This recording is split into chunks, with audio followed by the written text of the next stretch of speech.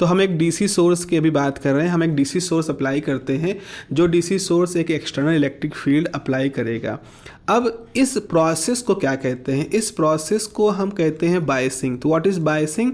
Biasing is a process जिसमें हम अपने पीएन जंक्शन डायोड के साथ एक बैटरी को जोड़ देते हैं। सवाल ये है ऐसा क्यों कर रहे हैं? क्योंकि पीएन जंक्शन के पास अपनी खुद की इंटरनल इलेक्ट्रिक फील्ड है, बैटरी के पास एक एक्सटर्नल इलेक्ट्रिक फील्ड लगाने की ताकत है। अब हम इन दोनों इलेक्ट्रिक फील्ड को आपस में इंटरैक्ट कराएंगे। क्योंकि आपको मालूम है इलेक्ट्रिक फील्ड एक वेक्टर क्वांटिटी होती है, तो इंटरनल इलेक्ट्रिक फील्ड भी वेक्टर क्वांटिटी है, एक्सटर्नल इलेक्ट्रिक फील्ड भी वेक्टर क्वांटिटी है। तो दो सिचुएशन आ सकती है। एक सिचुएशन ये है कि जिस डायरेक्शन में इंटरनल इलेक्ट्रिक फील्ड है उसी डायरेक्शन में आपकी एक्सटर्नल इलेक्ट्रिक फील्ड भी हो जाए, मतलब आपके जो पीएन जंक्शन डिवाइस है उसकी खुद की अपनी इंटरनल इलेक्ट्रिक फील्ड एक डायरेक्शन में है, आपने जो बैटरी लगाई उसकी एक्सटर्नल इलेक्ट्रिक फील्ड भी उसी डायरेक्शन में हुई, दोनों मिल जाएंगी और रिजल्टेंट इलेक्ट्रिक फील्ड बढ़ जाएगी। तो हम कहेंगे कि इस समय ई टोटल जो है उस जंक्शन डायोड के अंदर डिप्लीशन रीजन के अक्रॉस टोटल इलेक्ट्रिक फील्ड और बढ़ गई, इंटरनल से भी ज़्यादा हो गई क्योंकि एक्सटर्नल उसमें मिल गई है। इस कंडीशन को हम नाम देते हैं रिवर्स बायसिंग। अब आप कहोगे सर इसको रिवर्स बायसिंग क्यों कह रहे हैं? यहाँ उल्टा क्या हुआ? यहाँ दोनों इलेक्ट्रिक फील्ड तो मिल गई, तो ये तो कुछ अच्छी बात हो गई है। अब अच्छी हुई बुरी हुई ये हम लोग अभी आगे देखेंगे। तो रिवर्स बायसिंग कंडीशन क्या होती है? रिवर्स बायस कंडीशन एक ऐसी कंडीशन होती है जिस कंडीशन में हमारे जंक्शन डायोड के अंदर जो स्पेस चार्ज रीजन है उसमें डेवलप होने वाली इलेक्ट्रिक फील्ड और जो बाहर से बैटरी की इलेक्ट्रिक फील्ड सपोर्ट करे, एक दूसरे को सपोर्ट करे, तो उस वजह से जो इलेक्ट्रिक फील्ड होती है और बढ़ जाती है। इस पूरी प्रोसेस को ही हम रिवर्स बायसिंग कहते हैं। तो बैटरी की वजह से ऐसा हो रहा है। दूसरी कंडीशन क्या हो सकती है बच्चों? उल्टा। जैसे मान लो इंटरनल इलेक्ट्रिक फील्ड आपकी ये थी, आपने उसके ऊपर एक्सटर्नल इलेक्ट्रिक फील्ड लगा दी। तो एक्सटर्नल इलेक्ट्रिक फील्ड ऐसी लगाई जो कि इंटरनल इलेक्ट्रिक फील्ड का विरोध कर रही है।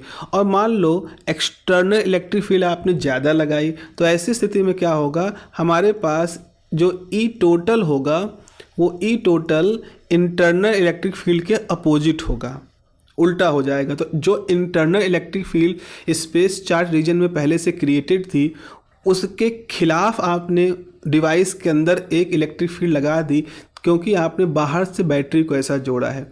इस तरह की स्थिति को हम कहते हैं फॉरवर्ड बायसिंग। अब समस्या ये है बच्चों कि अगर आप इसको इलेक्ट्रिक फील्ड के सेंस में देख रहे हो तो आपको ये मामला उल्टा लग रहा है। जहाँ दोनों इलेक्ट्रिक फील्ड सपोर्ट कर रही हैं उसको हम कह रहे हैं रिवर्स बायसिंग, और जहाँ दोनों इलेक्ट्रिक फील्ड अपोज कर रही हैं उसको हम कहते हैं फॉरवर्ड बायसिंग। असल में इसकी रिवर्स बायसिंग और फॉरवर्ड बायसिंग कहने का कारण जो होता है वो बजाय इलेक्ट्रिक फील्ड के समानांतर होने, पैरेलल या एंटी पैरेलल होने से नहीं है, ये नाम रखा गया है चार्ज कैरियर्स के फ्लो होने के ऊपर। तो जब चार्ज कैरियर आगे बढ़ते हैं, सर्किट के अंदर करंट डेवलप कर लेते हैं, तो उसको हम नाम देते हैं फॉरवर्ड बायसिंग, और जब वो ऐसा नहीं कर पाते हैं तो उसको नाम देते हैं रिवर्स बायसिंग। तो अब हम अपनी पीएन जंक्शन डायोड में जाते हैं और वहाँ देखते हैं कि फॉरवर्ड बायसिंग और रिवर्स बायसिंग का क्या मतलब है। तो सबसे पहले हम बात करते हैं फॉरवर्ड बायसिंग की। सबसे पहले हमारी बात होगी फॉरवर्ड बायसिंग में। तो फॉरवर्ड बायसिंग में जैसा कि मैंने ऊपर बताया है, फॉरवर्ड बायसिंग एक ऐसी कंडीशन होती है जहां पर एक्सटर्नल इलेक्ट्रिक फील्ड इंटरनल का विरोध करती है। सबसे पहले तो हम बना लें अपना पीएन जंक्शन डायोड। ये हमारा पीएन जंक्शन डायोड है, ये पी टाइप मटेरियल है, एन टाइप मटेरियल है, यहाँ नेगेटिव आयनों की लेयर है, यहाँ पॉजिटिव आयनों की लेयर है, ये है। तो ये एक हिस्सा हो गया, ये हिस्सा हो गया, और ये जो पूरा हिस्सा है, ये जो पूरा रीजन है, ये जो पूरा रीजन है, इसे हम क्या नाम दे रहे हैं? इसे हम दे रहे हैं स्पेस चार्ज रीजन, या this is the depletion layer. यहाँ इंटरनल इलेक्ट्रिक फील्ड ये है, INT जो है ये इस डायरेक्शन में है, राइट टू लेफ्ट है। अब हमें बाहर से इलेक्ट्रिक फील्ड लगानी जो इसका अपोज करे। तो बाहर से इलेक्ट्रिक फील्ड लगाने का मतलब है आपको बैटरी का प्लस ऐसा लगाना होगा कि इस तरह का हो, यानी कि एक्सटर्नल इलेक्ट्रिक फील्ड जो है ई एक्सटर्नल जो है वो इंटरनल के अपोजिट हो। तो ऐसा करने के लिए बैटरी के प्लस सिरे को हम जोड़ देंगे इस डायोड के पी टाइप मटेरियल से, और इसके निगेटिव सिरे को जोड़ देंगे N टाइप से। तो N टाइप से जुड़ गया नेगेटिव बैटरी का पी टाइप से जुड़ गया पॉजिटिव बैटरी का, इसलिए ताकि जैसा कि शर्त मैंने ऊपर बात की है कि इंटरनल इलेक्ट्रिक फील्ड के अपोजिट हो जाए एक्सटर्नल इलेक्ट्रिक फील्ड। तो अब आपने ये कंडीशन बना दी। अब ज़रा देखते सिचुएशन क्या है। शुरू में ई इंटरनल जो है वो अपना कुछ था, मान लो इसकी वैल्यू है 0.7 वोल्ट के इक्विवेलेंट है। सपोज जस्ट हम एक रफली ऐसा आइडिया ले रहे हैं, 0.7 है।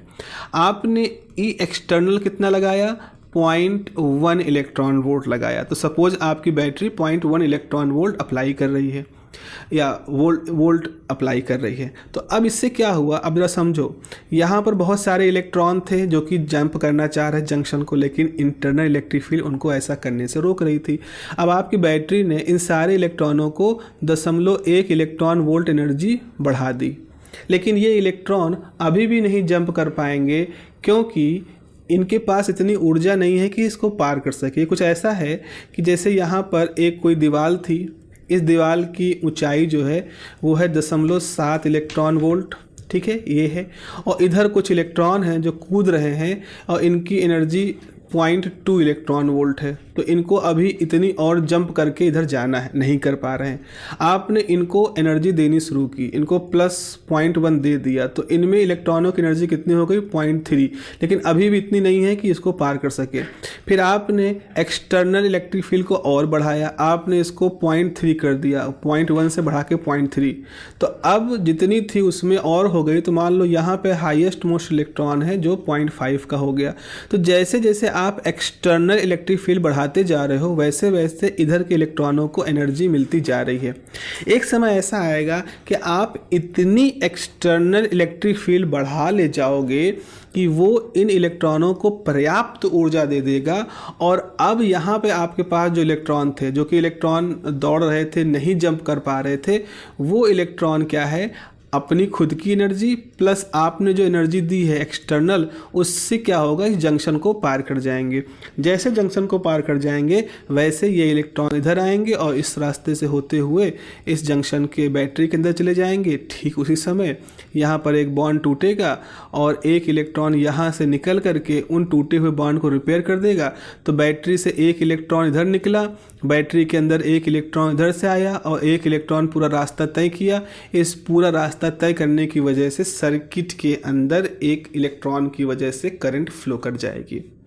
लेकिन ये कब तक होगा, ये तभी होगा जब आपकी एक्सटर्नल इलेक्ट्रिक फील्ड इतना एनर्जी प्रोवाइड करा देगी आपके इलेक्ट्रॉनों को कि वो जंक्शन को क्रॉस कर सके। ऐसा ही लॉजिक हम होल के साथ भी कर सकते हैं। तो आपकी एक्सटर्नल इलेक्ट्रिक फील्ड लगते ही इलेक्ट्रॉनों को जंक्शन क्रॉस कराना नहीं शुरू करेगी, बल्कि लगने के बाद एक सर्टेन वैल्यू तक जा कर के फिर वो एक्सटर्नल इलेक्ट्रिक फील्ड इलेक्ट्रॉनों को फ्लो कराएगी।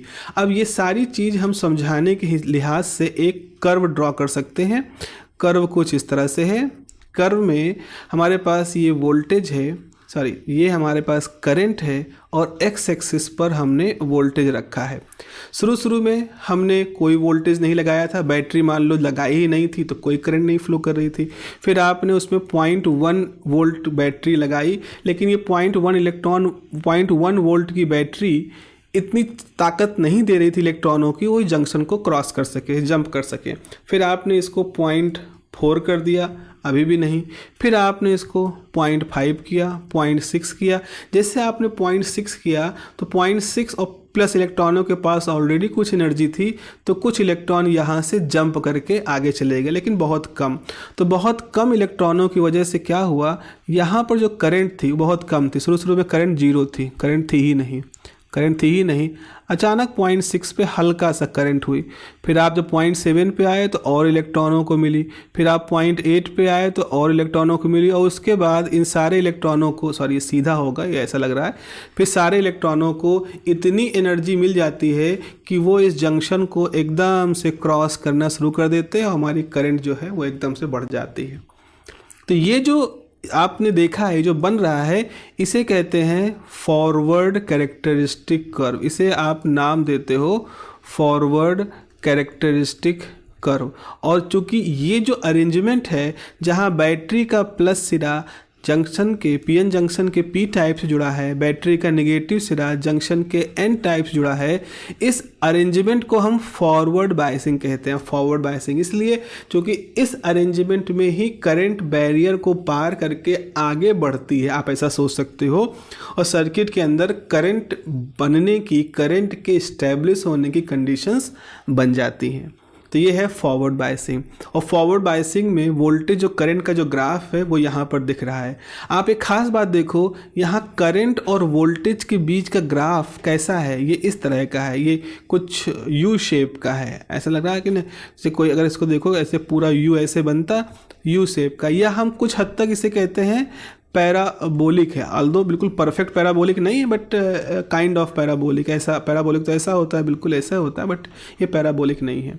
अच्छा, अगर लीनियर के बारे में सोचो तो लीनियर ग्राफ कैसा होता है? लीनियर ग्राफ तो हमेशा बिल्कुल सीधा होता है, और ओम के लॉ में हम जानते हैं अगर वोल्टेज और करंट के बीच में ग्राफ खींचें तो ग्राफ बिल्कुल सीधा आता है ओम के लॉ के हिसाब से, जिसका स्लोप जो होता है वो उसके रेजिस्टेंस की वैल्यू को बताता है।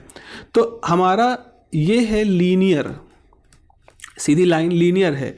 लेकिन ये जो लाइन है जो ऑरेंज रंग से दिख रही है, ये कैसी है? Non linear.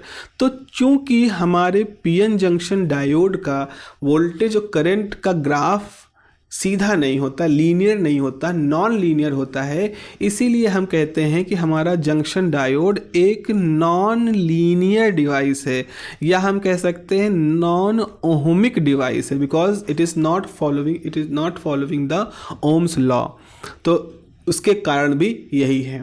तो हम यहाँ पर देखते हैं एक सर्टेन वोल्टेज की वैल्यू देखते हैं, जिसके बाद आप देखते हो करंट एकदम से बढ़ती है। तो इस वोल्टेज को हम नाम देते हैं बच्चों नी वोल्टेज। तो जब आपका पीएन जंक्शन फॉरवर्ड बायस में होता है, और जब फॉरवर्ड बायस में होने के दौरान आप उस पर शुरुआती वोल्टेज लगाते हो, तो external electric field internal electric field को काउंटर बैलेंस नहीं कर पाती है। तो इंटरनल इलेक्ट्रिक फील्ड क्या करती है? वो रोके रहती है, जैसा कि पहले रोके थी वो चार्जों को, फ्लो को। लेकिन द मोमेंट आप उसके ऊपर एक इलेक्ट्रिक फील्ड अप्लाई करते हो इतनी कि वो बैलेंस बिगाड़ दे। बैलेंस क्या था? देखो मैंने ऊपर बताया था कि इंटरनल इलेक्ट्रिक फील्ड का जो फोर्स है वो क्या किए हुए है, वो चार्जों के डिफ्यूजन की वजह से जो फोर्स जनरेट हो रहा है उसको किस तरह से होल्ड किए है, रोके, इधर को ऐसे रोके, इधर को ऐसे रोके है।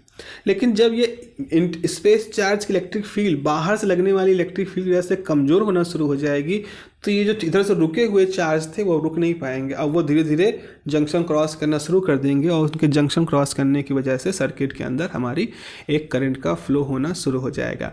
एक बात आप ध्यान से देखें, इस पूरी प्रक्रिया में हम क्या देख रहे हैं? हम देख रहे हैं कि हमारे जो मेजॉरिटी चार्ज कैरियर्स हैं, हमारे चार्ज कैरियर जो संख्या में ज़्यादा हैं, जैसे पी टाइप में होल संख्या में ज़्यादा है, एन टाइप में इलेक्ट्रॉन संख्या में ज़्यादा है। तो जो संख्या में ज़्यादा चार्जेस हैं ये जंक्शन को क्रॉस कर रहे हैं, और मेजॉरिटी चार्जेस की वजह से हमारे सर्किट के अंदर करंट बढ़ रही है। तो ये करंट जो होती है हमेशा मिली एम्पियर ऑर्डर की होती है, मतलब मिली एम्पियर 10, 5, 10, 20 जैसा भी हो, ये मिली एम्पियर के ऑर्डर की होती है। तो आपको याद रखना है कि फॉरवर्ड बायसिंग कंडीशन में हमारे सर्किट के अंदर जो करंट फ्लो करती है वो मिली एम्पियर के ऑर्डर की सामान्य रूप से होती है, जो कि एक ठीक ठाक वैल्यू है। अगर हम इलेक्ट्रॉनिक डिवाइस के साइज और उनके फंक्शनलिटी को देखें, जिस वोल्टेज पे काम करते हैं, milli ampere is a good amount of current, you can say large amount of current है जो यहाँ पर फ्लो कर रही होती है। अच्छा, ये तो केस वो हुआ जब पहला जो आपने यहाँ डिस्कस किया था कि डायोड के अंदर बनी हुई इंटरनल इलेक्ट्रिक फील्ड बाहर से बनी हुई एक्सटर्नल इलेक्ट्रिक फील्ड के अपोजिट में हो गई है, बैटरी हमने ऐसे जोड़ा। ये स्थिति कब आएगी? ये जो हमने रिवर्स बायस की स्थिति दी थी वो कब आएगी? तो उसको समझने के लिए आप देखें कि वो कंडीशन कैसे आती है। तो उस कंडीशन के बारे में ज़रा देख लें, जस्ट अ मिनट। ओके, तो उस कंडीशन में क्या होगा कि आपका जो डायोड है, जरा सा मैं बना लेता हूँ, ये हमारा पीएन जंक्शन डायोड है, ठीक है, ये हमारा जंक्शन है बीचों बीच मान लो, और इसका लेफ़्ट साइड हिस्सा पी एन टाइप है, तो यहाँ पे पॉजिटिव है, ये पॉजिटिव है, स्पेस चार्ज रीजन है, इधर नेगेटिव आयंस का रीजन है, ओके, तो ये हो गया, इसकी बाउंड्री बना दें, ये इसकी बाउंड्री बना दें, ये जो चौड़ाई है इसको हम W कह दें। तो W is the width of space charge reason, तब जब कोई बैटरी नहीं लगी, कुछ नहीं लगा है। फिर ये हिस्सा आपका P टाइप है, ये हिस्सा N टाइप है। अब आपने क्या किया, इसमें इलेक्ट्रिक फील्ड इंटरनल ये है, I इंटरनल जो है वो यहाँ पर दिख रही है। अब आपने क्या किया, बाहर से बैटरी लगाई और बैटरी को जोड़ दिया। बैटरी का आपकी बार नेगेटिव सिरा इधर रखा, पॉजिटिव सिरा इधर रखा, यानी कि जैसा फॉरवर्ड बायस में लिया था उसका उल्टा कर दिया। इस वजह से भी आप कह सकते हो कि रिवर्स बायस है, बिकॉज ये सारा मामला उलट गया है। अब क्या हुआ, इंटरनल इलेक्ट्रिक फील्ड जो थी और ये आपकी एक्सटर्नल इलेक्ट्रिक फील्ड है। तो दो इलेक्ट्रिक फील्ड हैं, बैटरी के द्वारा लगाई गई इलेक्ट्रिक फील्ड, ई एक्सटर्नल स्पेस चार्ज रीजन में जो क्रिएट हुई थी इंटरनल इलेक्ट्रिक फील्ड, ई इंटरनल, दोनों मिल गई।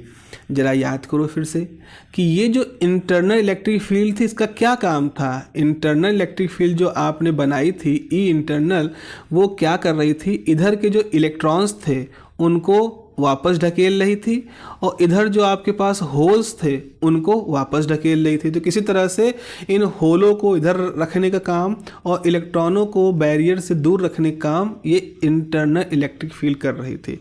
लेकिन जब आपने बाहर से बैटरी लगा दी ई एक्सटर्नल, तो वो इंटरनल को सपोर्ट करेगी। अब सपोर्ट करेगी तो इसका मतलब है कि जो ढकेलने वाला काम था ये और आसान हो जाएगा। ये बिल्कुल वैसा है कि हमारे पास से पुलिस थी, वो इधर की भीड़ को ढकेल रही थी, इधर की भीड़ को ढकेल रही थी, भीड़ भी आना चाह रही थी। फिर क्या हुआ, अचानक से कुछ और आर्मी वाले लोग आ गए, CRPF के लोग आ गए और वो पुलिस के साथ मिल गए और पुलिस के साथ मिलके भीड़ को धक्का देने लगे। तो भीड़ तो नहीं बढ़ी, भीड़ में लोग नहीं बढ़े, लेकिन पुलिस के साथ कुछ और फोर्सेस आ गई।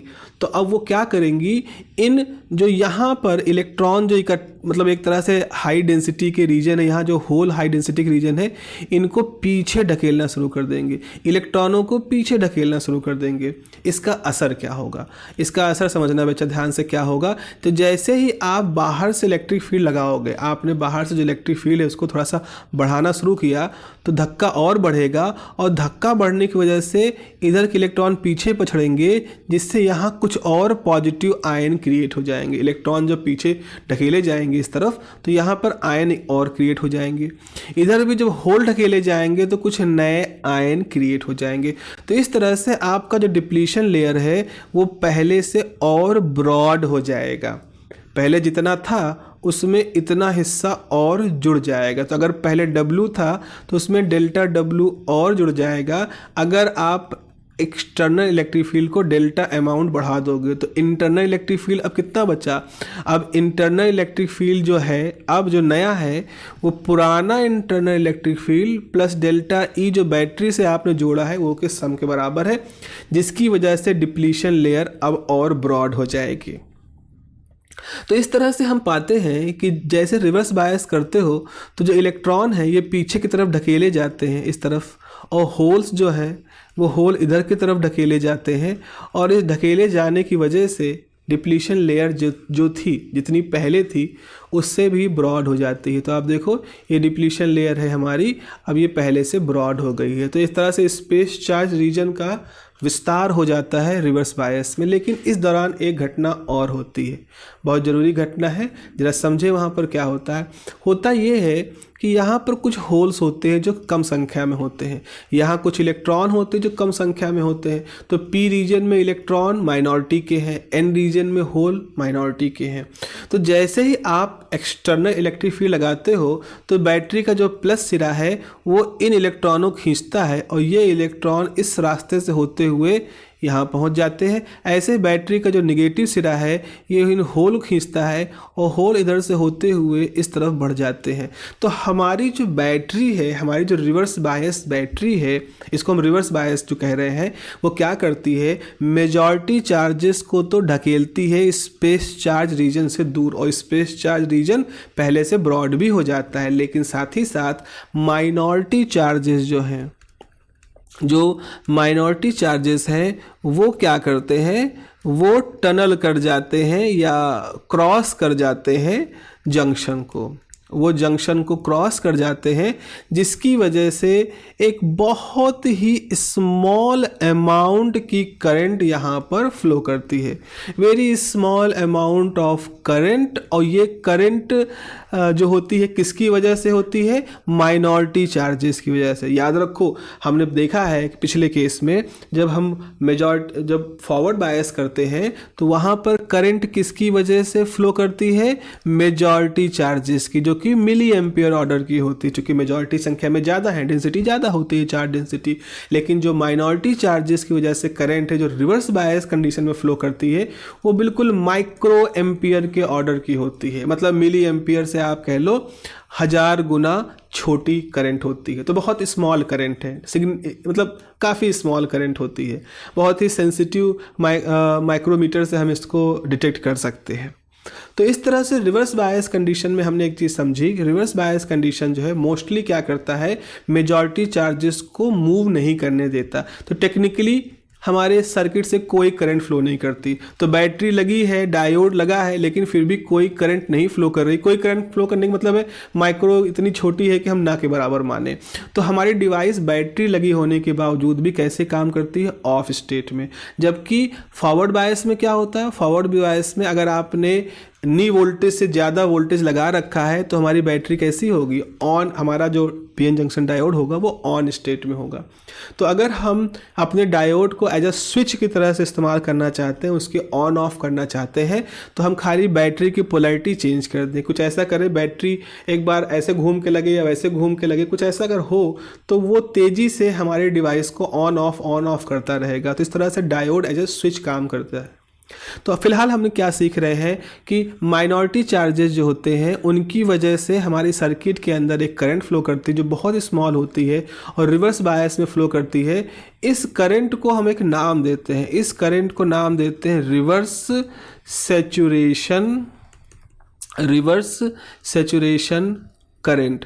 रिवर्स का मतलब आप समझ रहे हो, चूंकि रिवर्स बायस है। करंट इसलिए चूंकि चार्ज फ्लो करते हैं। सवाल आता है इसको सैचुरेशन क्यों कहते हैं? तो बच्चों याद करो, सैचुरेशन केमिस्ट्री में आपने पढ़ा है, जैसे एक गिलास पानी लिया, उसमें आपने 1 चम्मच नमक घोल दिया। तो आपने जैसे उसमें 1 चम्मच नमक घोला तो घुल गया, फिर आपने 1 चम्मच और डाला, घुल गया, तीसरा चम्मच डाला तो नहीं घुला। तो आप कहोगे कि 2 चम्मच डालने के बाद इस पानी की घोलने की क्षमता खत्म हो गई थी। तो हम कहेंगे कि हमारा जो सॉल्यूशन है वो सैचुरेट हो चुका था। मतलब जो भी कुछ ये कर रहा था, घोलने की जो भी इसके अंदर प्रॉपर्टी थी, अब वो खत्म हो चुकी, जो कि अपनी मैक्सिमम कैपेसिटी तक काम कर चुका है। तो रिवर्स सैचुरेशन करंट में सैचुरेशन वर्ड इसलिए आता है क्योंकि हम ये कहते हैं कि माइनॉरिटी चार्ज कैरियर के फ्लो होने से करंट फ्लो करती है और लगभग जितने माइनॉरिटी चार्जेस हैं वो इस पोटेंशियल की वजह से फ्लो कर ही जाते हैं। तो अगर कुछ मान लो संख्या में 1% माइनॉरिटी चार्जेस हैं और वो सारे चार्ज जब फ्लो करने लगते हैं जंक्शन के क्रॉस, तो माइक्रो एम्पियर करंट बहती है। अब चूंकि इसके अंदर माइनॉरिटी चार्जेस अपने आप बढ़ नहीं सकते, भाई माइनॉरिटी चार्जेस तो डोपिंग की वजह से बढ़े हैं ना, जो भी बने हैं डोपिंग की वजह से बने हैं। अब आप डिवाइस में बीच में डोपिंग तो कर नहीं सकते हो, तो इसीलिए माइनॉरिटी चार्जेस की संख्या कांस्टेंट रहती है, लगभग कांस्टेंट मानी गई अगर, तो उस समय उनकी वैल्यू भी कम होती है, उनकी मैग्नीट्यूड भी कम होता है। और इसी वजह से यहाँ हम सैचुरेशन वर्ड जोड़ते हैं, क्योंकि जितनी भी है वो सारी की सारी रिवर्स बायसिंग में सारे माइनॉरिटी कैरियर पार कर गए, तो हमारे सर्किट के अंदर बहुत कम करंट है जो कि रिवर्स माइनॉरिटी चार्जेस की वजह से बह रही है, और वही हमारी रिवर्स सैचुरेशन करंट है। तो इस तरह से बच्चों हम लोगों ने देखा कि यहाँ पर रिवर्स सैचुरेशन करंट फ्लो करती है। अब अगर कैरेक्टरिस्टिक कर्व की बात करें तो ज़रा समझो। सपोज़ आपके पास, आप रिवर्स के बारे में बात करो ना, अब आपको रिवर्स बायसिंग के लिए बात करनी है। तो रिवर्स बायसिंग के लिए बात करने का मतलब है आप वोल्टेज को माइनस डायरेक्शन में लो, कार्टेशियन कोऑर्डिनेट में माइनस होता है, डाउन वाले भी माइनस डायरेक्शन होती है। तो ये मान लो करंट की डायरेक्शन है, ठीक है, और ये मान लो वोल्टेज की डायरेक्शन है। तो अब आप क्या करते हो, सर्किट के अंदर जैसे आपने रिवर्स बायस वोल्टेज लगाया तो सर्किट के अंदर क्या हुआ, बैरियर ब्रॉड होने लगा। लेकिन बैरियर ब्रॉड होने की वजह से कुछ माइनॉरिटी चार्जेस भी क्रॉस कर गए। अब जितने माइनॉरिटी चार्जेस अब क्रॉस कर गए और अब उनकी वजह से जो करंट है वो फिक्स है। तो ये जो अमाउंट ऑफ करंट है, ये अमाउंट ऑफ करंट मान लो 1 माइक्रो एम्पियर है, तो 1 माइक्रो एम्पियर ही बनी रहेगी, चाहे आप रिवर्स बायस वोल्टेज 1 वोल्ट लगाओ, चाहे 2 लगाओ, चाहे 3 लगाओ, जो भी आप माइनस में लगाते चले जाओ, माइनस मतलब रिवर्स में लगाते चले जाओ, रिवर्स सैचुरेशन करंट जो है वो फिक्स बनी हुई है। अभी हम ये नहीं कहते हैं कि हम इसको इनफाइनाइट तक ले जा सकते हैं। एक वोल्टेज वैल्यू आएगी जहाँ ये करंट, रिवर्स करंट भी एकदम से बढ़ जाएगी, एकदम से कंडक्शन बढ़ जाएगा। तो जहाँ बिल्कुल बढ़ ही नहीं रही थी, माइक्रो एम्पियर में थी, अचानक से वो बढ़ करके मिली एम्पियर की रीजन में हो जाएगी।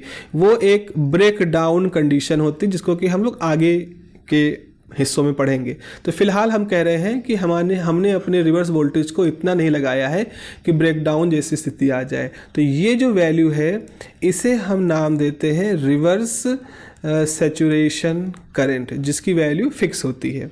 तो इस तरह से अगर आप पूरा कैरेक्टरिस्टिक, वोल्टेज करंट कैरेक्टरिस्टिक पूरा देखो तो फॉरवर्ड बायस में क्या होता है, फॉरवर्ड बायस में करंट इस तरह से बढ़ती है और देन ये एकदम से बढ़ जाती है, मैक्सिमाइज हो जाती है, और रिवर्स बायस में ये ऐसे से बढ़ती है और फिर आगे जा कर के एक वैल्यू ब्रेक डाउन हो जाता है।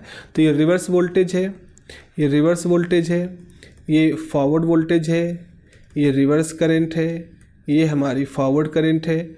और इस तरह से ये जो रेड कलर की जो कर्व देख रहे हो, ये वोल्टेज करंट कर्व है। अब हमारे पीएन जंक्शन डायोड के लिए जब वो फॉरवर्ड बायस में जोड़ा जाता है और जब वो रिवर्स बायस में जोड़ा जाता है, दोनों कंडीशंस में। तो ये तो एक तरह का प्रैक्टिकल हमने कंडीशन दिया। ये हमारी सारी चीज़ें जो थी एक प्रैक्टिकल कंडीशन है। प्रैक्टिकली हम उसमें नी वोल्टेज देखते हैं, प्रैक्टिकली हम इसमें यहाँ पर ऑब्जर्व करते हैं। अगर हम आइडियल की बात करें कि हमारा आइडियल सिचुएशन है तो क्या होगा, तो होना ये चाहिए कि हमारे सर्किट के अंदर, अब मैं अगर इसी में बनाना चाहूँ तो ऐसे बनाऊँ कि सर्किट के अंदर करंट ऐसे है, जस्ट अ मिनट, सर्किट के अंदर ऐसे करंट है, एकदम से बढ़ जाए और कोई रिवर्स करंट होनी नहीं चाहिए। तो ये करंट जीरो ही बनी रहनी चाहिए, ऑफ रहना चाहिए। तो ये कम्प्लीटली ऑफ रहना चाहिए और एक वोल्टेज पर एकदम से इसको ऑन हो जाना चाहिए। तो आइडियली जो हमारा वोल्टेज करंट कैरेक्टरिस्टिक कर्व है वो ऐसे होना चाहिए, इस तरह से एक पर्टिकुलर वैल्यू पे ऑन डायोड और रिवर्स में वो हमेशा ऑफ। तो ये हमेशा ऑफ रहना चाहिए और एक पर्टिकुलर वोल्टेज पे इसको ऑन होना चाहिए। पर होता कैसा है, होता ये है कि यहाँ से होकर के इस तरह से डायोड आगे बढ़ता है और रिवर्स सैचुरेशन करंट की वजह से एक सर्टेन वैल्यू यहाँ रहती है। तो ये एक तरह से आइडियल कंडीशन है। और ये जो हम लोग बात कर रहे थे, ये वाली और जो रेड कलर का कर्व ये जो अब दिखा रहा है, ये कर्व ये क्या दिखा रहा है, ये इसकी प्रैक्टिकल लिमिटेशन को शो कर रहा है। तो अगर हम आइडियल और प्रैक्टिकल की बात करें तो इस तरह से कर सकते हैं। चलिए अगले आने वाले सेक्शन में हम लोग बात करेंगे थोड़ा सा मैथमेटिकल, क्योंकि अगर आप अपने आंसर लिख रहे हो और उसको एक मैथमेटिकल तरीके से कहना शुरू कर दो, एक मैथमेटिकल एंगल दे दो, आपके आंसर को थोड़ा सा मैथमेटिकल टच दे दोगे तो आपके आंसर का लेवल बढ़ जाएगा। बजाय सिर्फ थ्योरी लिखने के, अगर आप कोई मैथमेटिकल फार्मूला दे दो, उसके साथ कोई ग्राफ एसोसिएट कर दो, तो आपका जो उत्तर होगा, आपका जो आंसर होगा वो हाई वैल्यू का हो जाएगा और उस हिसाब से उसको मार्क्स भी मिलेंगे। तो बजाय आप पैराग्राफ पे पैराग्राफ लिख रहे हो, कुछ सर्किट डायग्राम बना रहे हो और एक पैराग्राफ लिख रहे हो, न्यूमेरिकल कुछ फार्मूले लिख रहे हो, फार्मूले ग्राफ बना रहे हो और सर्किट डायग्राम बना रहे हो, तो जब ये तीनों तरह की चीज़ें आप अपने आंसर में इंक्लूड कर देते हो तो डेफिनेटली आपके आंसर को एक बहुत अच्छा सा एवेल्युएशन मिलेगा। तो अब हम लोग अगले सेक्शन में बात करेंगे कि जो हमारा वोल्टेज करंट कैरेक्टरिस्टिक कर्व होता है वो किस तरह से डायोड इक्वेशन के द्वारा एक्सप्लेन किया जा सकता है। ये क्वेश्चन पूछा जाता है आपसे एग्जामिनेशन में। अगर उस एग्जामिनेशन के क्वेश्चन में जहाँ आप सब्जेक्टिव लिखते हो वहाँ अगर डायोड इक्वेशन की लिमिट लगा करके आप फॉरवर्ड कैरेक्टरिस्टिक कर्व को ऐसे दिखाओ और रिवर्स कैरेक्टरिस्टिक कर्व को ऐसे दिखाओगे तो वो ज़्यादा वैल्यूएबल आंसर माना जाएगा। ये एक फैक्ट है। ठीक है, चलिए फिर मिलते हैं अगली क्लास में और वहाँ पर हम डायोड इक्वेशन के हिसाब से अपनी बातें कहेंगे और उसके बाद फिर आगे के टॉपिक में बात करेंगे, थोड़ा सा आइडियल और थोड़ा सा रियल डायोड को और एक्सप्लेन करेंगे तब जब हम अपनी डायोड इक्वेशन के रूप में के पॉइंट ऑफ व्यू से अपना आंसर आपको बताएंगे।